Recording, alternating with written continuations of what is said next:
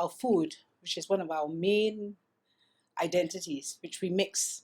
The main thing about Chetti Melaka, Peranakan Indians, is our food. The food, we have British style food with a bit of the Indian influence. We have Chinese influence in our cooking. We have Malay influence in our cooking. So that is about just how our everyday lives went. Cooking Indian food with a blend or a tinge of the Indian, the Malay, the Chinese, all in. And we had the Western food, which also had a tinge of our Indian spices inside.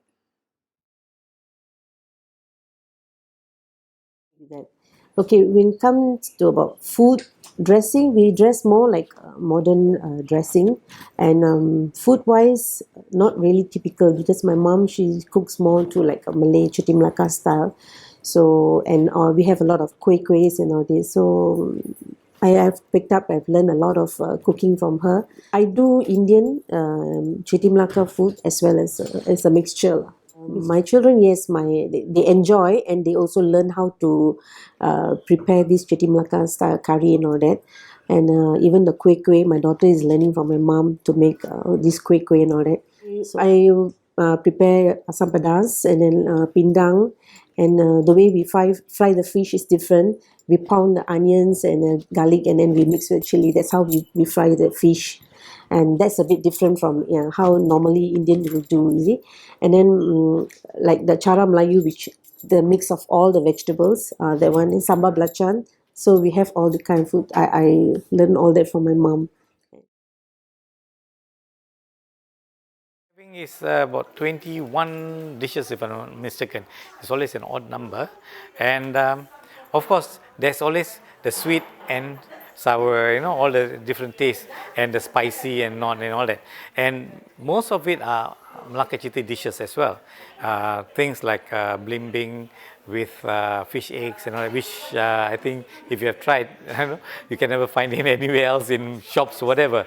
And then the sambal timun, lauk pindang, these are all synonymous with Melaka Chetti community food. If you talk about Melaka Chetti, talk about pindang, to them the face light up, It is something whereby it's their favorite food. And usually this pindang, you keep it one day later and you have it with bread, it's superb.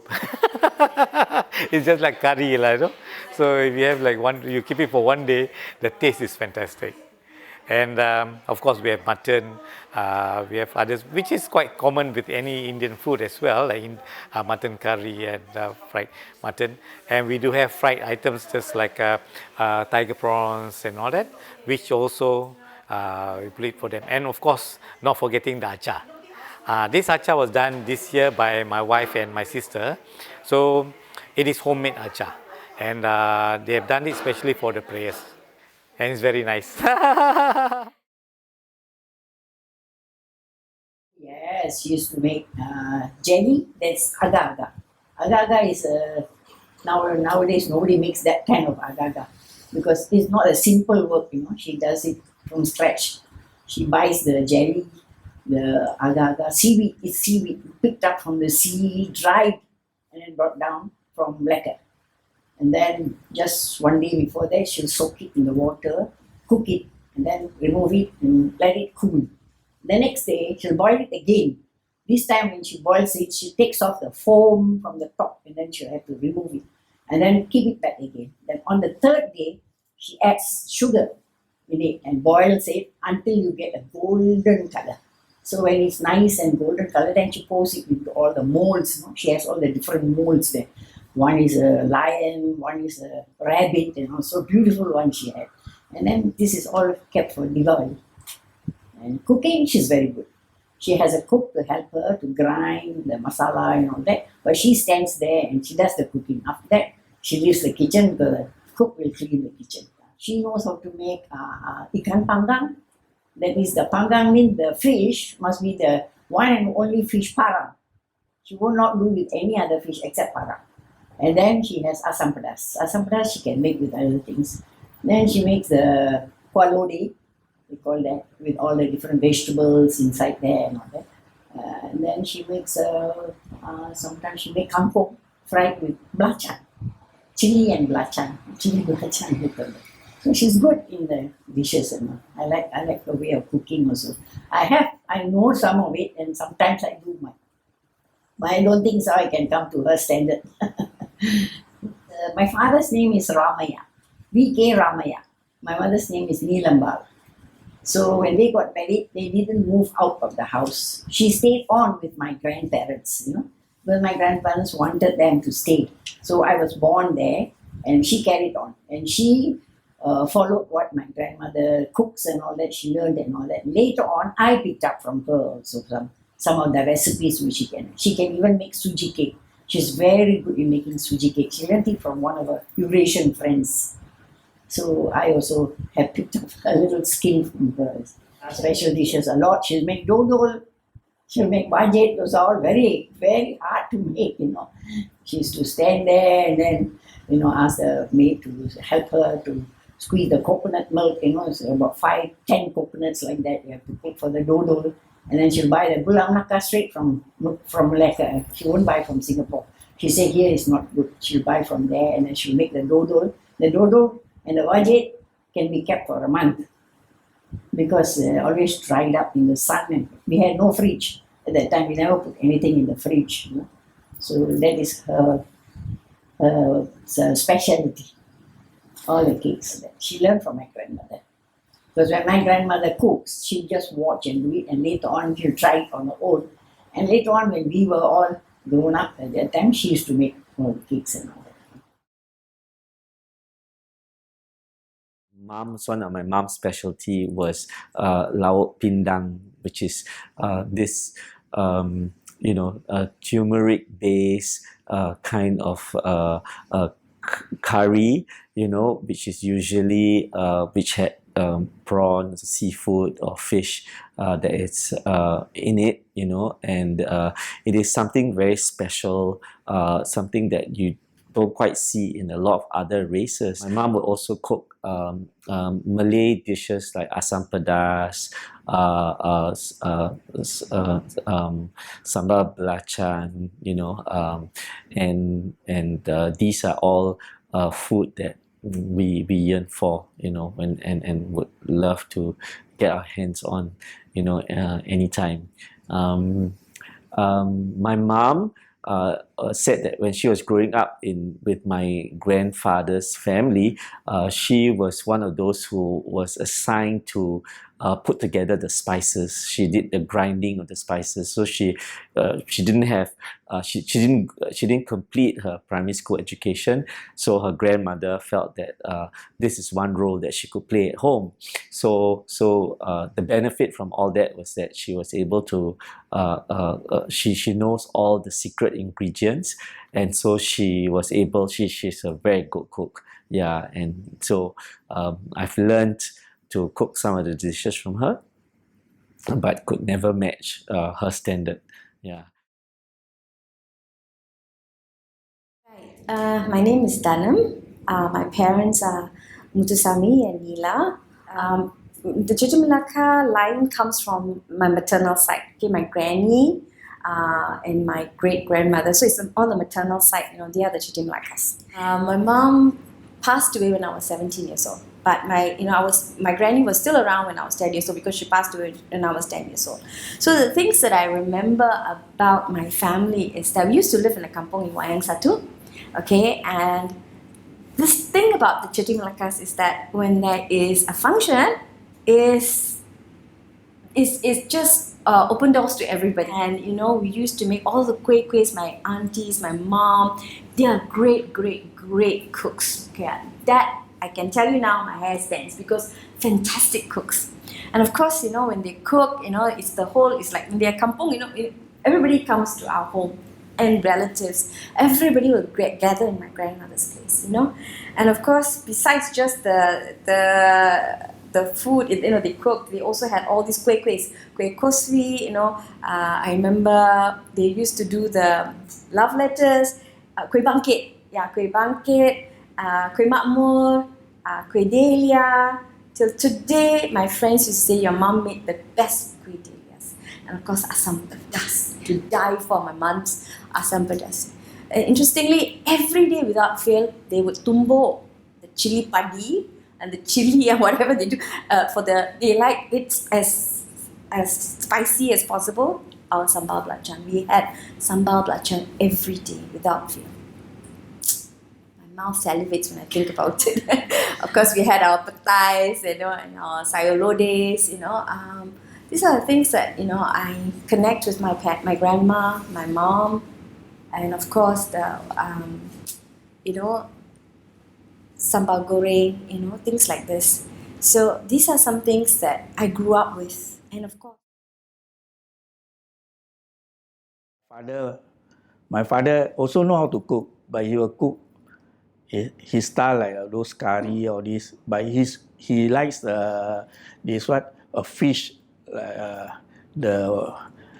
what they call it, what fish with a lot of bones, what ikan parang. He likes that one. So she always every Sunday will cook that. He put a banana leaf and he steam the fish. Then yes, they got chili chuka. They call it chili chuka. Just simple chili plus the vinegar and lime. They use that, very nice. They love to eat. And my mother like durian.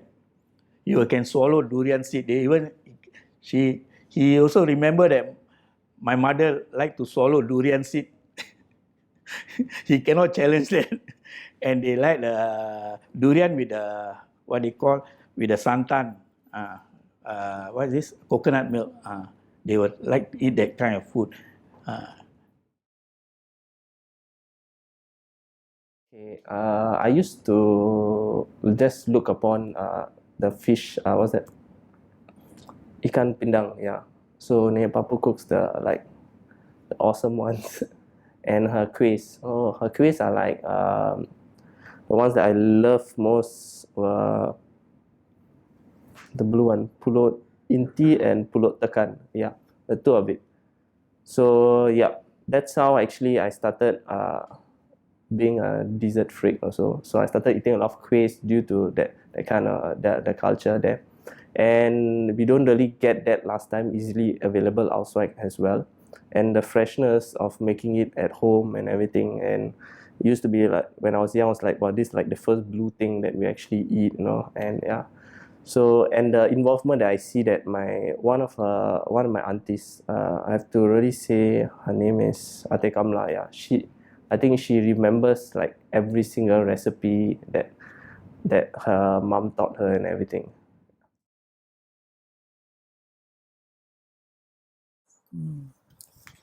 Food I follow closely. Oh, like what?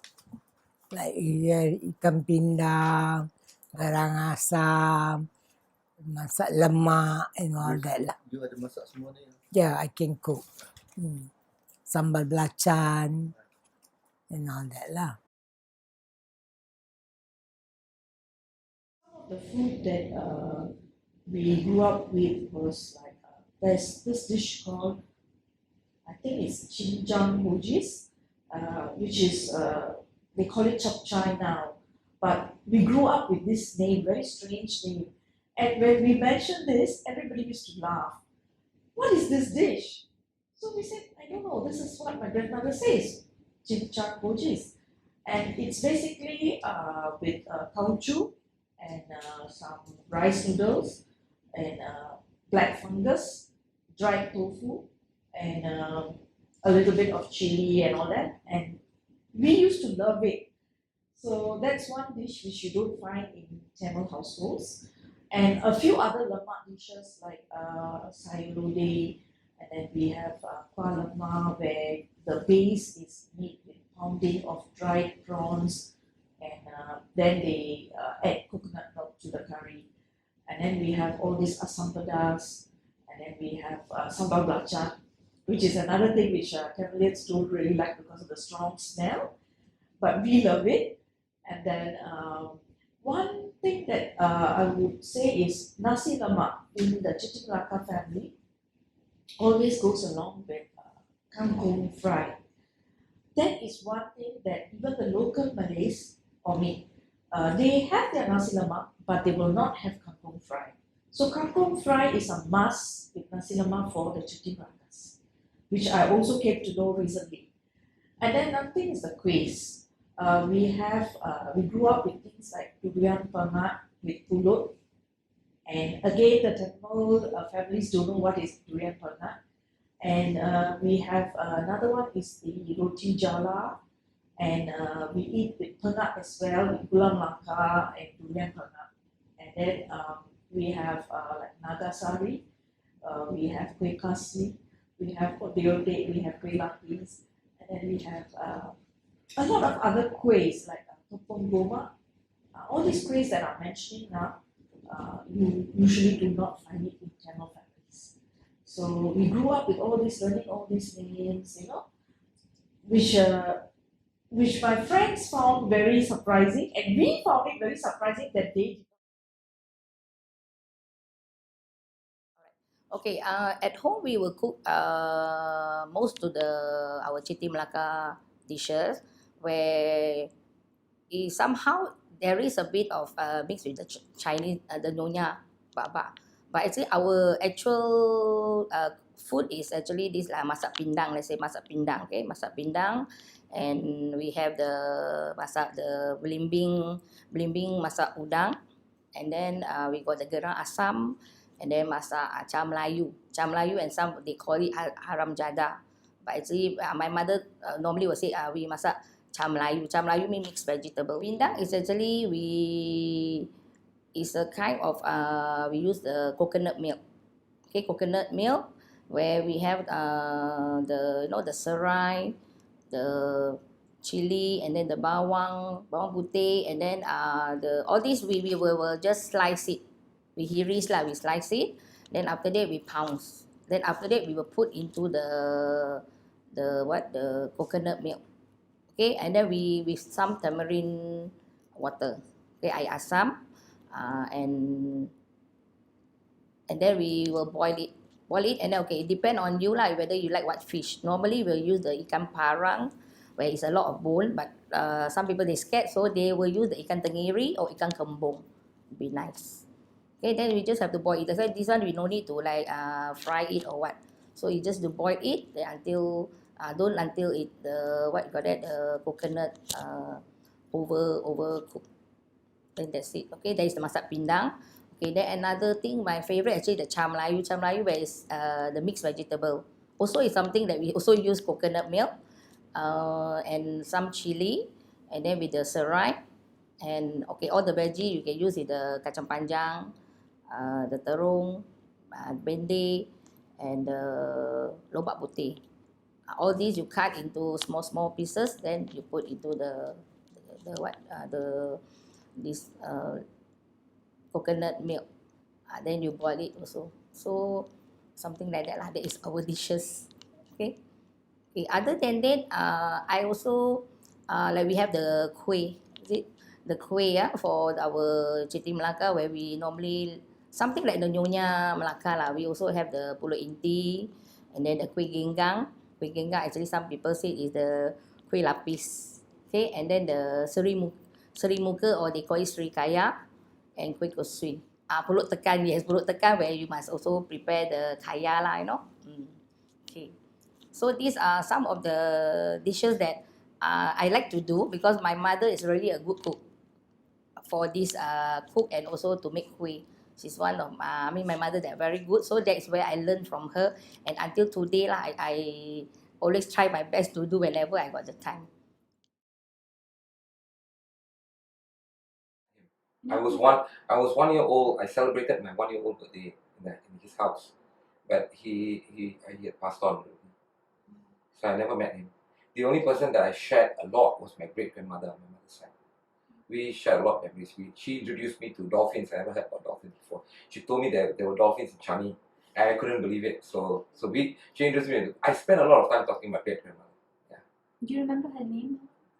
We call her because Malacca people have a lot of nicknames. So I know her as Nenek Jambul. So she would make those special pulut, the cakes and everything, and keep them in the kitchen. I would run by the back way and steal them all the time. So that's my memory. I steal a lot of food.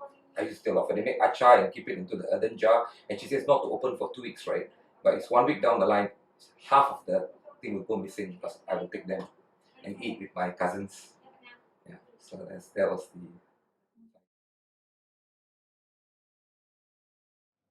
Okay, my name is Jayalakshmi. My father's name Gurusamy. I used to work in the police force. I was in the police force. I worked there for about 48 years. My mother, she was a true blue Chetti Melaka. She had a mixture also. Her father was Chetti Melaka, and her mother was a Bugis, Indonesian Malay. And my father was an Indian and second generation Singaporean. My grandmother was one of those die-hard Chetti Melakas who cooked only Chetti Melaka food. She was my mom also. In fact, in my house, I don't remember eating Indian food except when we go out or when we go to my cousin's place. But at home, it was always the Chetti Melaka dishes, lots of it, and there's a lot of Malay fusion. So until today, my main cooking is also the Chetti Melaka dishes, and I enjoy that. Yeah. We definitely must have sambal in the house, sambal belacan. And then my grandmother was a bit of a health freak. She will cook soupy stuff, like bening, they call it, vegetable white, no coconut milk or anything like that. Just boil, put some onions and chili, and she'll boil that. So we have bening. And then we also will have urap, raw vegetables. Either they steam or they just cut it up and then you eat with the sambal fish. It was simple dishes, but I would say it was healthy also because you don't have too much of the oil and all that in that. Then we had this kuah pindang, which is the most famous Malaccan dish. My favorite dish is eating the kuah pindang with a bit of sambal belacan. Basically, it's a fish dish. You use dried chili, you blend it, then chili, onions, and the ginger and garlic, you will slice it very thinly. Then you just kind of boil the chili paste, more chili and lesser of the onion and all that. You'll boil it in last time coconut is you squeeze out, right? So the second coconut milk, you will boil it in that chili paste until it's sort of the smell of the chili goes away.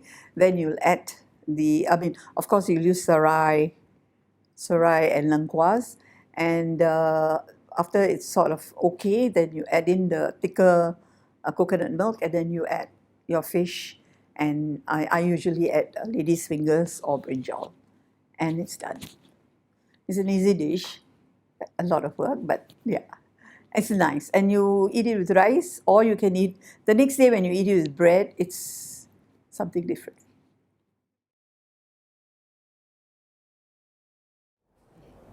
I am Jane Ulaganayagi Amal. I was born on 28 September 1928.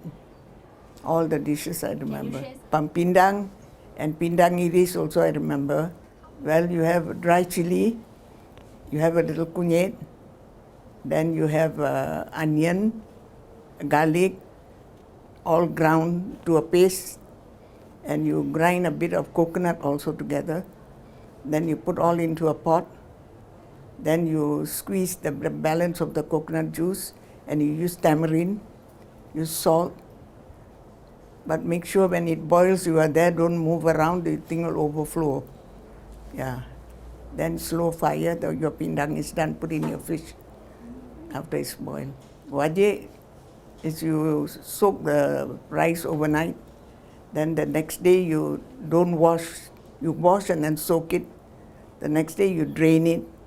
After drain, you steam, cool it down. Then you boil your coconut and your gula melaka. Boil and strain the thing also. Then after reboil again until the thing is really thick. Then you put in your pulut. Then you give a nice stir, put pandan, take it down, put it on a platter. I follow mother-in-law's style. Whatever she cook, chicken curry and all that, then she will put 7 leaves then divide the food equally. And some don't eat chicken, she won't put chicken in that leaf. Then they do the prayer like that. Chicken curry, mutton curry, you'll have crab, you'll have sotong, fried prawns, fried prawns, then you'll have boiled eggs, and we'll have 2 vegetables, sambal timun and French beans. Then we'll have 2 trays, 1 tray full of fruits, 1 tray full of the cakes we make. Then they will pray like that. Cakes, make baulu, sagun-sagun, wajik, and some more. That's about, I think, the cake, 3 cakes, 3 or 4 cakes. But as far as the food is concerned, the food still remains the same. Of course, the influence of Indian cuisine is very strong. Now more of our people are cooking curries instead of the lemak, like lauk pindang. We still cook them. Not every family, but most family, they knows how to cook lauk pindang, lauk campur-campur and all that. So as for the kuih-kuih, pulut tekan and pulut inti is still being practiced, especially during parcu buah-buah. That is the worship of ancestors, where we pray to them. Only cakes and fruits that happens between 15 June to 15 July. As for parcu nasi lemak during the before Thai Pongal, we still practice.